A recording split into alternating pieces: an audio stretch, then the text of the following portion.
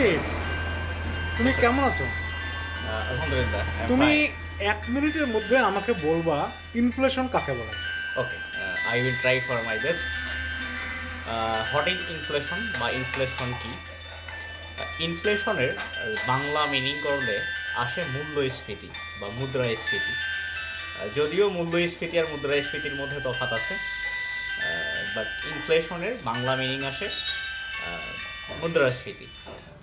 So আমি এটাকে একটু অন্যভাবে বলবো, যথোপযুক্তভাবে তুলে ধরার চেষ্টা করতেছি। আমি ইনফ্লেশনকে যেভাবে বর্ণনা করি, সেটা একটা কাঠের ঘুণের সাথে তুলনা করি, সেটাই বলার চেষ্টা করতেছি। আচ্ছা, মনে করে যে একটা বাসার কাঠের দরজা আছে এবং এই দরজাটা থেকে প্রতিদিন একটু একটু করে ঘুণ পড়তেছে। এখন এর মধ্যে কি হচ্ছে? দরজাটা কি অন্য কিছু হয়ে যাচ্ছে? না, দরজাটা কিন্তু দরজাই আছে, কিন্তু দরজার ভিতরের যে এলিমেন্ট, সাবস্টেন্স, উপাদান, এইটা দৈনন্দিন একটু একটু একটু একটু করে কমে যাচ্ছে। কিন্তু দিন শেষে, মাস শেষে, বছর শেষে আপনি দেখতেছেন যে কাঠের দরজাটাই আছে। হ্যাঁ, সো ইনফ্লেশনটা হচ্ছে কাইন্ড অফ এরকম।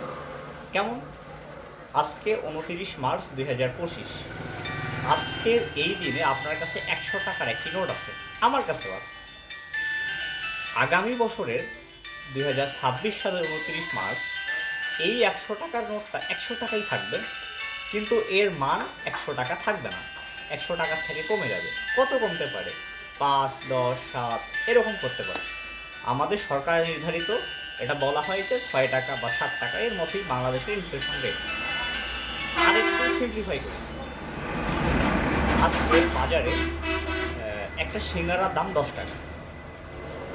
1 বছর শেষে দেখা যাচ্ছে যে সিঙ্গারার দাম 11 টাকা। তো আজকের 100 টাকা দিয়ে আমি সিঙ্গারা কিনতে পারবো বাজারে 10টি, কিন্তু 1 বছর পরে আজকের এই দিনে যখন সিঙ্গারার দাম হবে 11 টাকা, তখন কিন্তু আমি আর 10টা সিঙ্গারা কিনতে পারবো না। যদি 10টা সিঙ্গারা কিনতে চাই, তাহলে আমাকে আরও 10 টাকা ভর্তুকি দিতে হচ্ছে।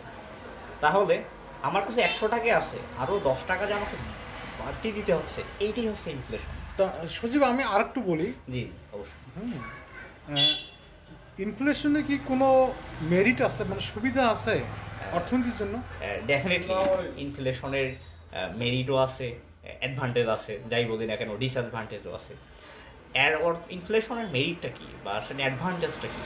অ্যাডভান্টেজটা হচ্ছে, যখন অর্থনীতিতে ইনফ্লেশন থাকে, তখন মানুষ সবাই কর্ম